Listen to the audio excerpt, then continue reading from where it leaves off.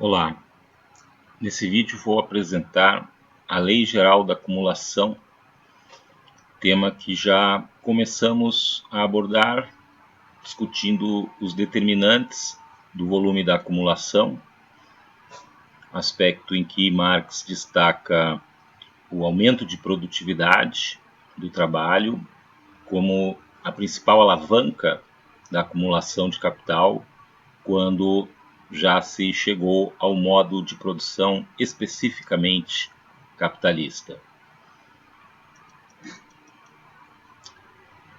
Nós já sabemos que o estado normal para uma economia capitalista, para o conjunto do capital social, é uma acumulação contínua, num processo em espiral. Essa é a tendência geral da produção capitalista.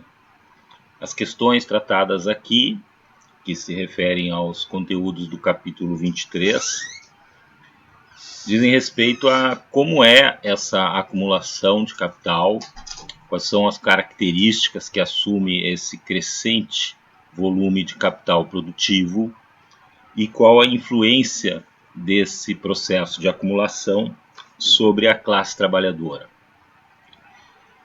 A acumulação vai ser considerada aqui levando em conta uma composição do capital entre capital constante e capital variável média da economia nacional. E nessa análise aqui, o Marx abstrai o crédito e a concorrência no sentido de que não se tratam dos efeitos da concorrência em sentido pleno, sobretudo em relação à própria distribuição da mais-valia, e também o sistema de crédito não é explicado como existe, de onde surge, que funções cumpre. Apenas aparecerá o crédito e a concorrência como um pano de fundo da argumentação desenvolvida. Começando com esse conceito aí de composição do capital, Marx quer se referir à relação entre as suas partes componentes enquanto capital produtivo, a parte constante e a parte variável. Essa divisão só faz sentido para o tipo de capital que assume a forma de meios de produção e força de trabalho produzindo valor e valor de uso. A composição do capital tem um duplo sentido. Ela, por um lado, tem um aspecto material técnico, e Marx chama isso de composição técnica do capital, e por outro lado existe a mesma relação do ponto de vista econômico, dos valores do capital constante e do capital variável. Essa é a composição valor do capital. A composição orgânica é a composição valor desde que determinada e expressando a composição técnica do capital. Então, o que o Marx vai tratar aqui diz respeito à composição orgânica, ou seja, as relações de valor entre capital constante e capital variável, enquanto expressão das condições técnicas. Então, assim, se o trabalhador médio se ocupa com mais meios de produção, a composição técnica se eleva, e na medida em que esses meios de produção têm uma massa de valor em relação ao salário desse trabalhador, que é maior, então subiu a composição orgânica. Mas se eu tenho simplesmente um caso de que mudaram os preços dos elementos do capital constante ou do próprio capital variável, os salários, e a relação valor se modificou, sem que fosse resultado da mudança técnica, então não há mudança na composição orgânica, só na composição valor. Observando primeiro uma situação de acumulação capitalista contínua com a composição orgânica do capital estável. Significa que não se leva em conta agora os efeitos do progresso técnico, a mudança técnica que é própria da acumulação capitalista, nesse momento é abstraída. teríamos aqui uma situação que até pode corresponder a algumas circunstâncias concretas com que a acumulação de capital se defronta. Nesse caso aqui, à medida em que cresce o capital global, a parcela de mais-valia acumulada se transforma em mais capital, vai crescendo proporcionalmente à massa do capital variável.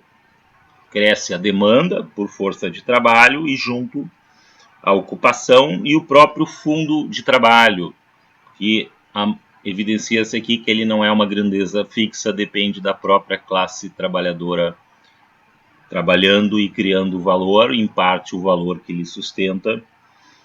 E na medida em que está crescendo o emprego, a massa anual de mais-valia é crescente. Marx fala que aqui se processa uma acumulação extensiva. A esfera da produção se expande com a própria dimensão do capital, de modo extensivo, apoiada sempre na mesma técnica. Com a reprodução ampliada do capital, normalmente há uma reprodução ampliada também da classe trabalhadora, na medida em que os salários, correspondendo ao valor da força de trabalho, devem permitir a sua reprodução não só na escala existente, mas ampliando a própria população trabalhadora. Mas, eventualmente, a acumulação pode superar o crescimento da força de trabalho, especialmente nessa situação em que a acumulação avança sem mudança técnica. Essa superação que a acumulação tem em relação ao crescimento da força de trabalho pode vir aos poucos ou bruscamente. E nós não podemos supor, como os economistas clássicos, que esse quadro, aumentando os salários, vá gerar a oferta necessária de trabalhadores.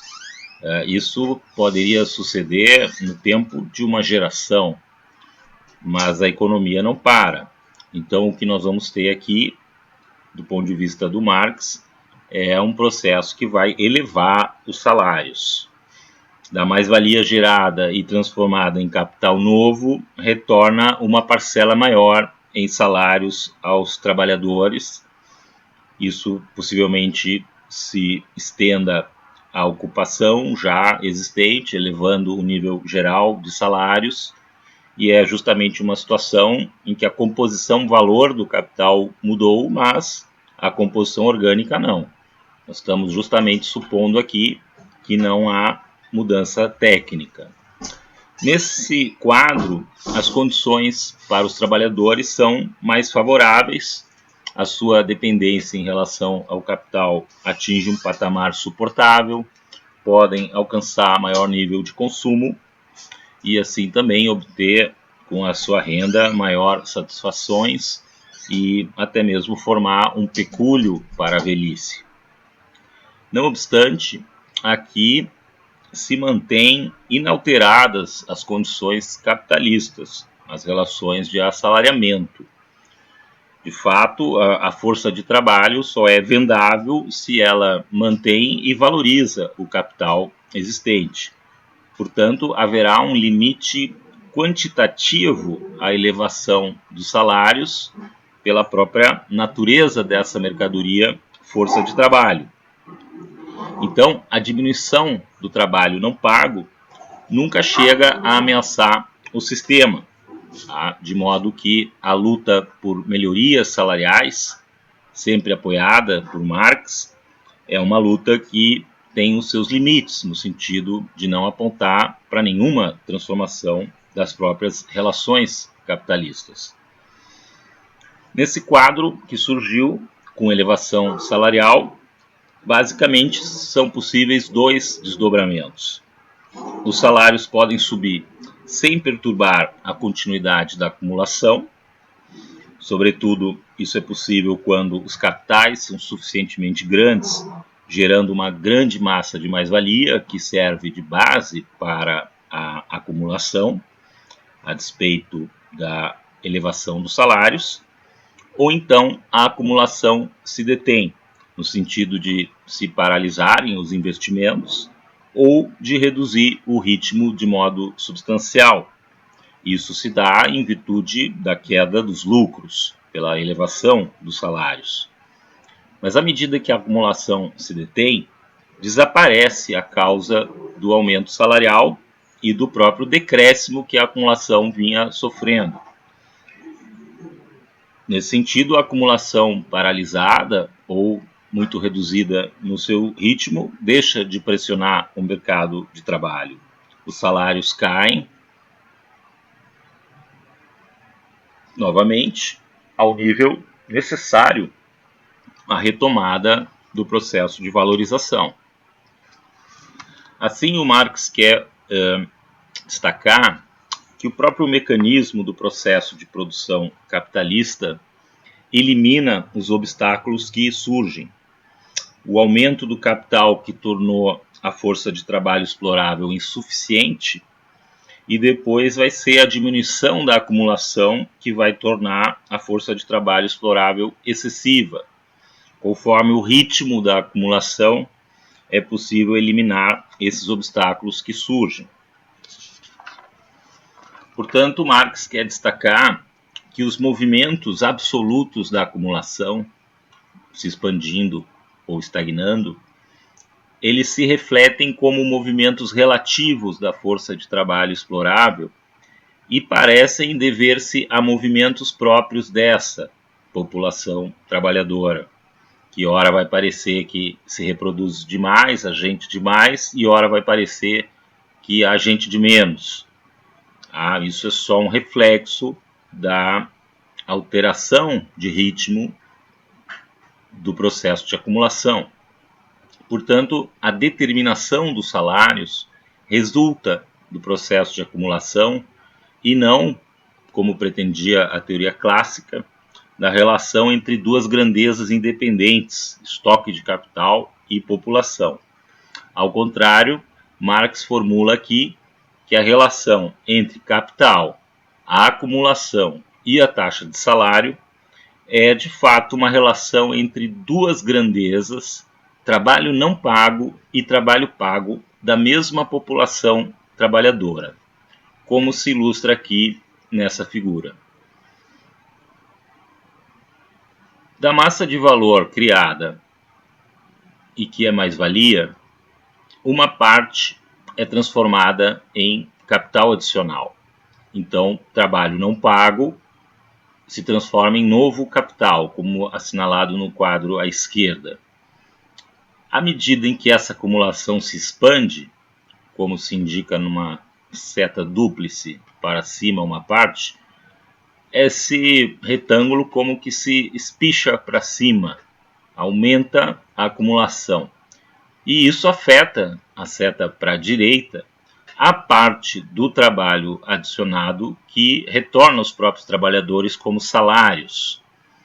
Então, o efeito aqui é aumentar o valor dessa parcela adicional que tem que ser paga para trabalhadores adicionais, portanto, aumentando a parcela paga dentro do valor adicionado pelo trabalho. E isso é ilustrado pela seta dúplice, a parte apontando para cima, indicando que, por conta da elevação do quadro à esquerda, que reflete a acumulação, o quadro à direita acaba se elevando também. A parcela de trabalho paga cresce. E na medida em que ela cresce, ela vai comprimir a parcela de trabalho não pago. É a tal redução dos lucros pela elevação salarial. Vai caindo a parcela de trabalho não pago. Isso é ilustrado pela parte da seta que aponta para baixo, no retângulo à esquerda, por efeito da elevação dos salários, como a seta reversa ali no centro mostra. Por esse efeito, a acumulação vai arrefecer, se encolhe. E a partir disso, há uma situação que reflete do lado direito na redução dos salários pela redução da procura por força de trabalho, pois a acumulação arrefeceu. Na medida em que os salários venham a cair, num ponto suficiente, de novo, há condições para valorização. Surge novamente trabalho não pago em massas crescentes que podem ser acumuladas, levando a um novo ciclo. Então, nessa relação, acaba se determinando o ritmo da acumulação, que determina os salários. A elevação salarial que acontece fica confinada a limites que não ameaçam os fundamentos do sistema e que são limites compatíveis com a sua reprodução ampliada, eventualmente bastando mudanças no ritmo. Aqui eu gostaria de observar que essa passagem da argumentação de Marx foi tratada no modelo econômico de ciclo nos anos 60 pelo economista de Cambridge, Richard Goodwin, dando origem aos chamados ciclos de Goodwin. Ele constrói um modelo, na verdade ele toma emprestado um modelo da biologia, que é um modelo com duas equações lineares, que vai mostrar essa evolução cíclica.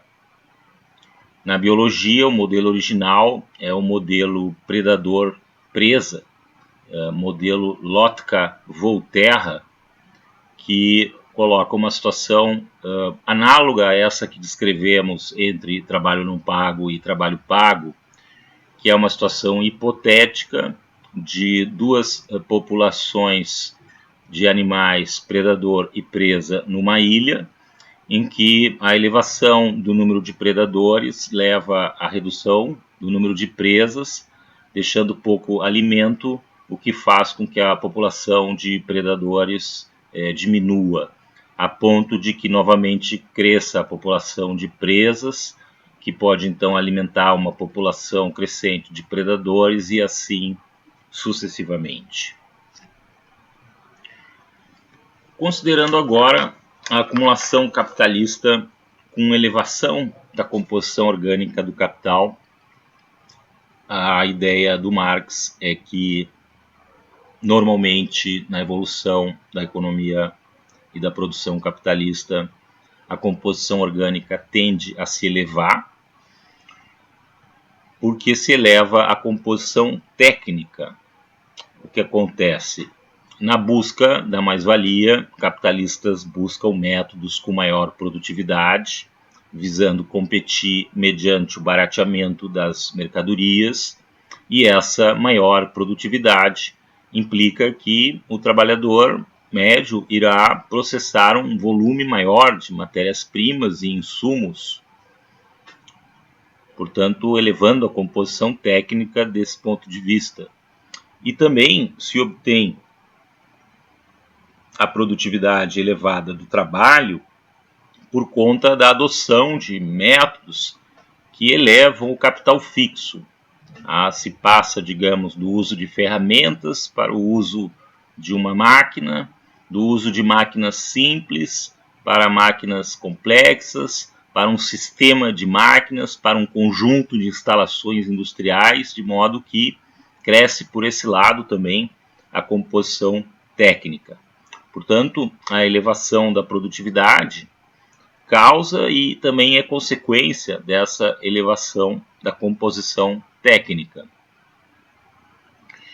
A partir de um certo ponto na evolução do modo de produção, quando os fundamentos gerais do sistema de produção capitalista estão colocados, como a grande indústria, a incorporação do progresso técnico ao capital,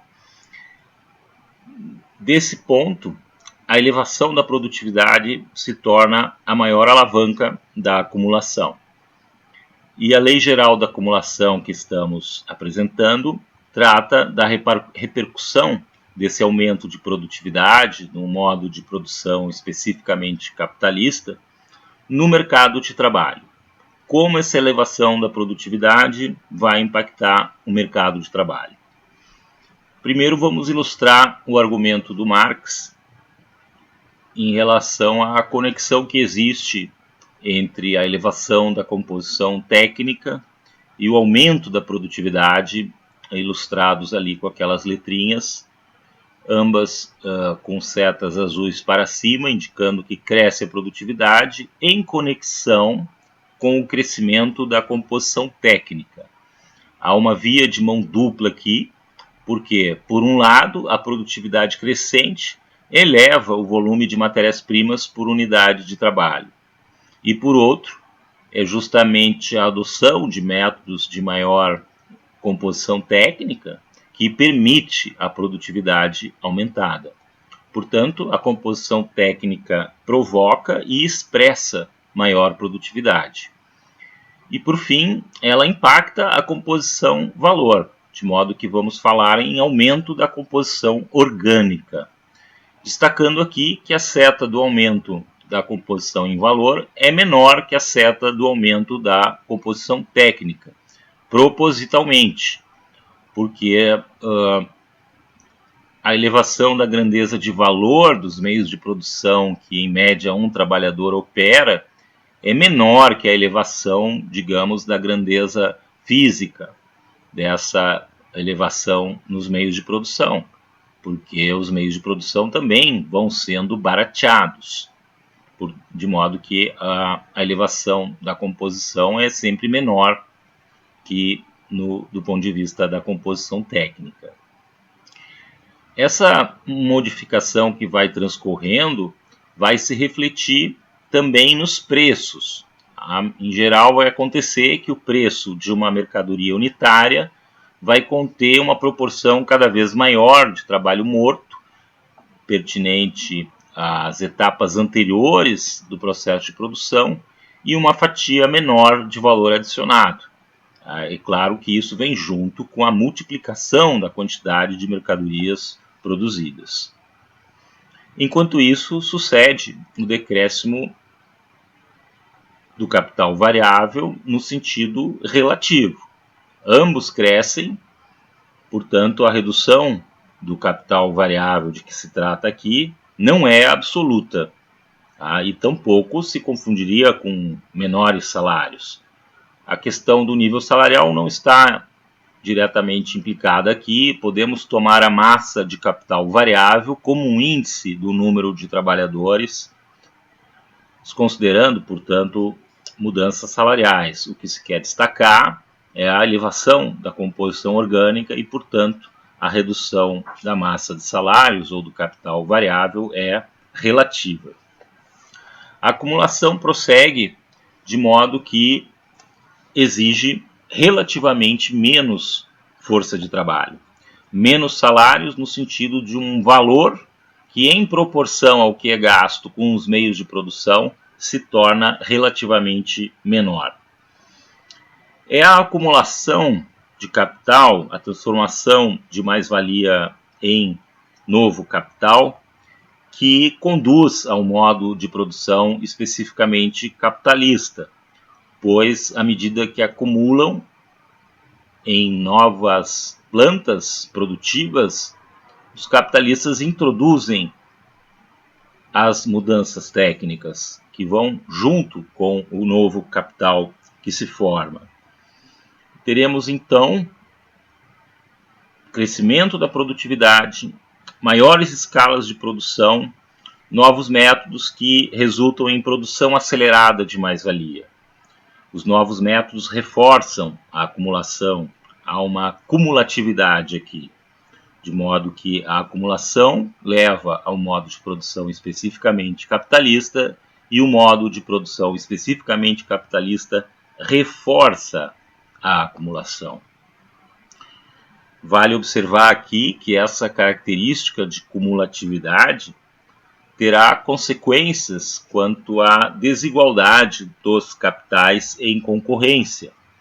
Aqueles que primeiro alcançam uma posição vantajosa, digamos, com novos métodos que permitem uma mais-valia extraordinária, obterão maior massa de mais-valia que os demais e poderão acumular mais rapidamente, ampliando a sua escala e, portanto, alcançando condições de vencer a concorrência e expulsar outros capitais dos mercados. Isso terá consequência também na evolução do desenvolvimento econômico de diferentes países. Sucede então que os capitais se acumulando estão num contínuo processo de crescimento. É o que o Marx chama de concentração de capital.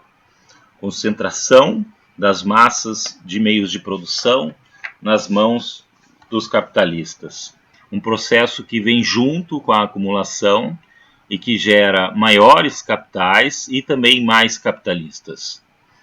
Essa concentração é um conceito distinto do nosso conceito convencional da estatística, em que falamos de concentração com referência à distribuição de alguma coisa numa certa população ou a distribuição das partes de um todo. Aqui não tem essa noção do todo. O processo de concentração é a ampliação mesma dos capitais individuais.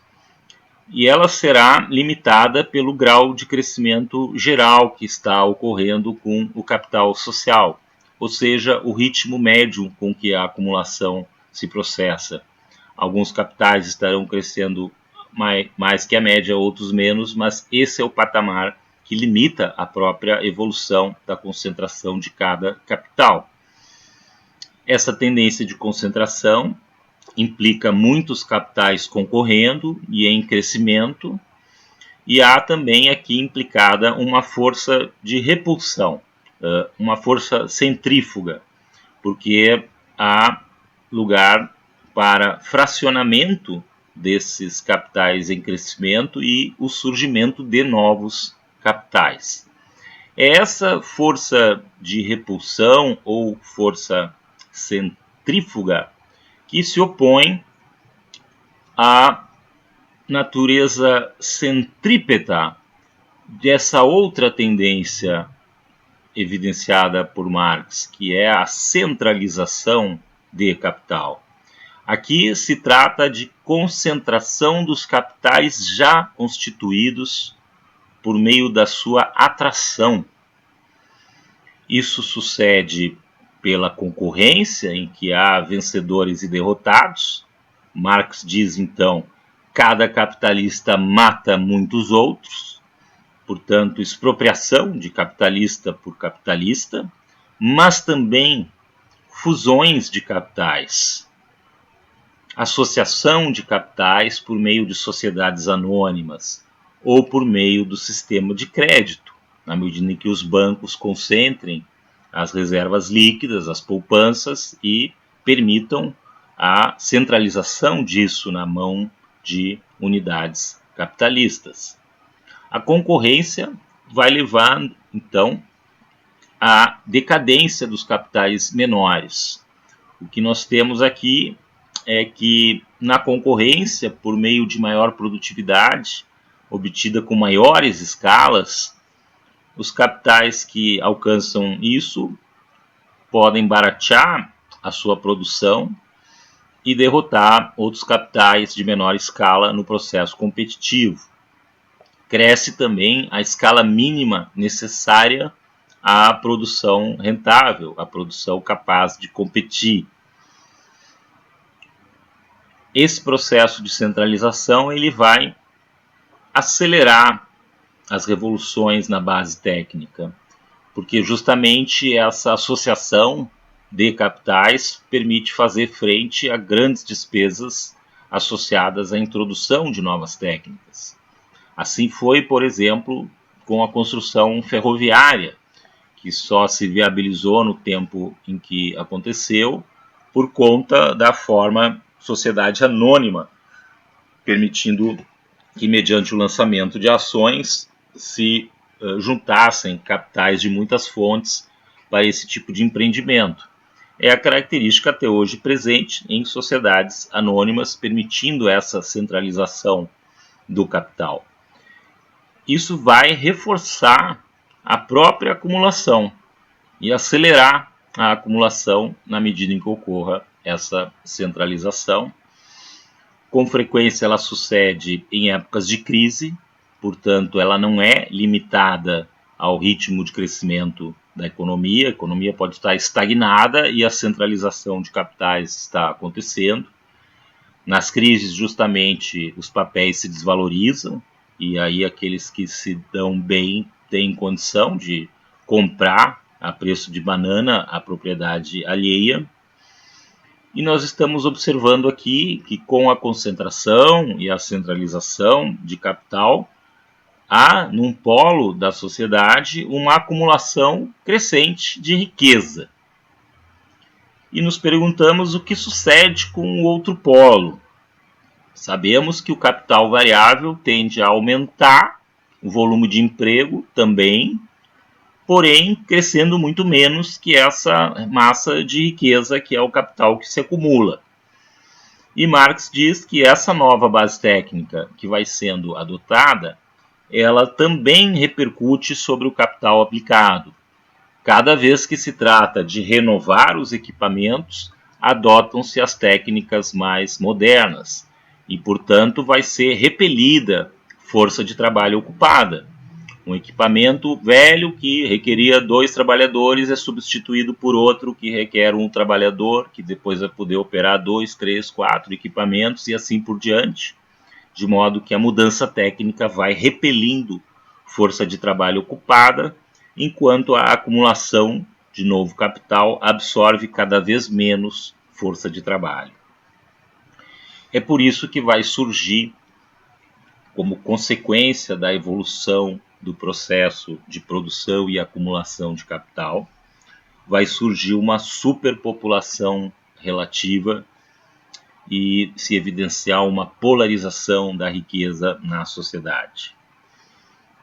Segundo Marx, o modo de produção capitalista acaba criando um excedente relativo de população, que é excedente apenas do ponto de vista relativo do que o sistema necessita em termos de trabalho social. De modo que o capital vai atuar sobre a demanda de trabalho e também sobre a oferta, vai liberar força de trabalho, como já vimos, e inclusive em outros setores, como veremos. A acumulação, então, sucedendo ao longo do tempo, vai levar à formação desse exército industrial de reserva, uma sobra de força de trabalho que venha permitir os movimentos livres do processo de acumulação, que nunca é suave, contínuo, mas sim sujeito a flutuações. Oscila com as condições do crédito, ou diante da abertura de novos ramos de produção ou novos mercados, e também oscila a acumulação de acordo com o ciclo econômico. Assim, não vai bastar para a acumulação ter liberdade apenas o crescimento natural da população. É necessária essa sobra. Portanto, ela também se torna uma condição para a acumulação. E esse exército industrial de reserva é o pano de fundo da operação do mercado de trabalho, de uma oferta de trabalhadores e uma demanda por trabalhadores. O mercado de trabalho opera tendo como pano de fundo esse exército industrial de reserva, que faz uma pressão constante sobre o nível de salários, porque há muitos desempregados que aspiram uma vaga. Isso tende a conter eventuais elevações do salário real. É por isso que, mesmo Marx entendendo que a produtividade crescente daria margem a um crescimento de salários reais sem prejudicar a mais-valia, porém, não espera-se que isso ocorra em função das condições do mercado de trabalho terem presentes esse exército industrial de reserva. Ele é um resultado e também se torna uma condição para acumulação. Marx apresenta, então, as várias formas em que o exército industrial de reserva comparece na economia capitalista. A primeira camada ele chama de líquida ou fluente. Justamente é uma parcela dos trabalhadores que flui entre empregos num processo de rotatividade natural. Também diz respeito à renovação da força de trabalho, às sobras setoriais, e essa fração tende a crescer. Na teoria econômica moderna, seria um equivalente do desemprego friccional, e cobriria a maior parte do chamado desemprego aberto das estatísticas. Em segundo lugar, existe a parcela latente da superpopulação. Ela de fato está ocupada, porém ela está ocupada no campo ou em outras formas de produção não capitalista, como pequena produção mercantil, pequeno comércio nos meios urbanos. É uma parcela da força de trabalho que, na medida em que avança a acumulação de capital e penetra nessas atividades, está na iminência de ser expulsa, sobretudo pela mecanização na produção rural. Essa parcela tende a reduzir a sua importância e eventualmente até desaparecer. Uma terceira parcela da superpopulação é a parcela estagnada. É parte dos trabalhadores ativos, uma parte ampla, que tem, no entanto, uma ocupação irregular, sujeita a condições de subemprego, eventualmente também engajada no trabalho a domicílio, agenciado por algum capitalista. Aqui, diz o Marx, estão os trabalhadores mais explorados, no sentido de trabalharem jornadas que são máximas e terem rendimentos que são mínimos. É um reservatório inesgotável de mão de obra e que cresce mais que o resto da superpopulação. Segundo Marx, é o depositário dos redundantes da grande indústria e da agricultura capitalista. Por fim, existe uma quarta camada que não chega propriamente a fazer parte de um exército que possa ser engajado na produção. É o pauperismo, tá? Que diz respeito ao lumpesinato e aos trabalhadores que vão ser reduzidos a uma condição de miséria absoluta. Aqui existem alguns trabalhadores aptos que eventualmente são absorvidos, mas Marx destaca nessa camada a presença dos menores órfãos, dos indigentes, dos incapacitados e degradados, os aleijados, os velhos, os inaptos. É o asilo dos inválidos e, de fato, um peso morto para a sociedade.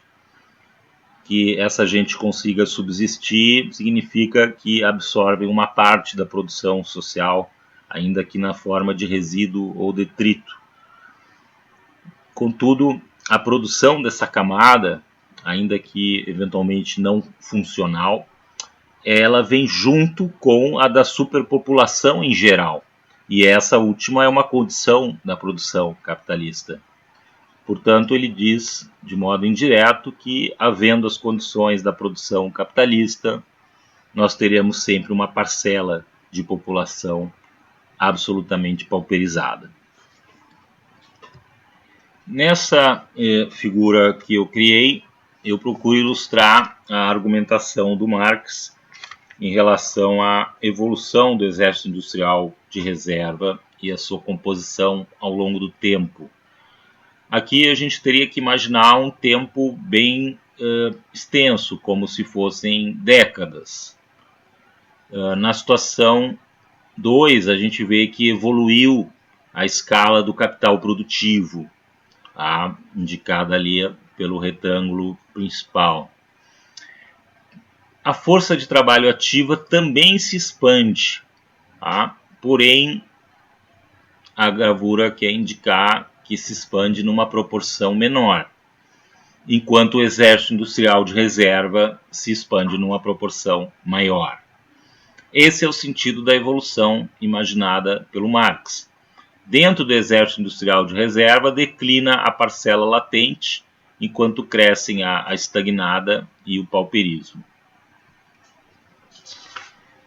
Assim, conforme a argumentação desenvolvida até aqui, quanto maior for a riqueza social, que inclui o capital funcionante e o capital que está se acumulando, maior vai ser a grandeza absoluta da classe trabalhadora e maior a produtividade do seu trabalho e assim também maior o exército industrial de reserva, que cresce em relação à força de trabalho ocupada, como vimos.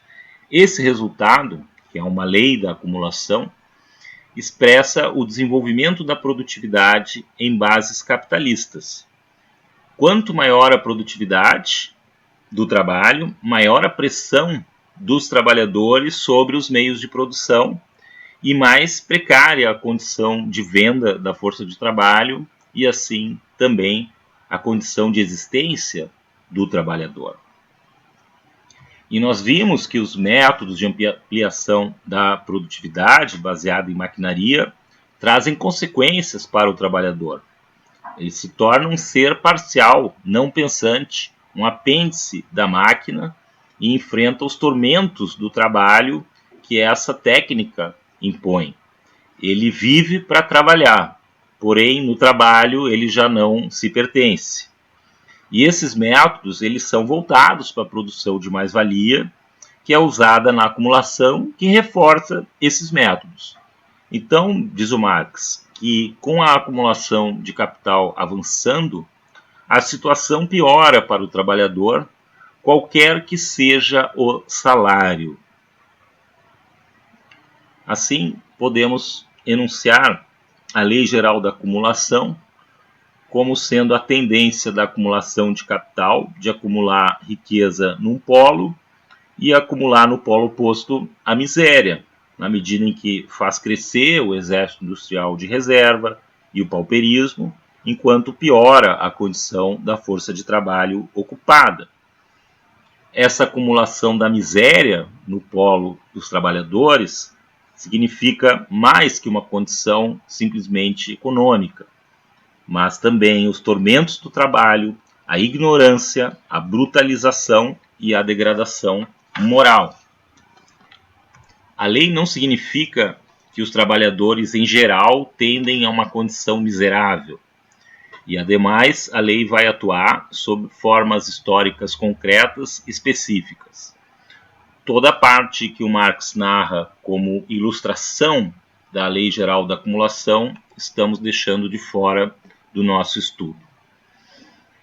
Para concluir, apenas observar que a acumulação normalmente avança com a composição orgânica se elevando, com maior produtividade, e exige cada vez menos trabalho para a criação de riqueza.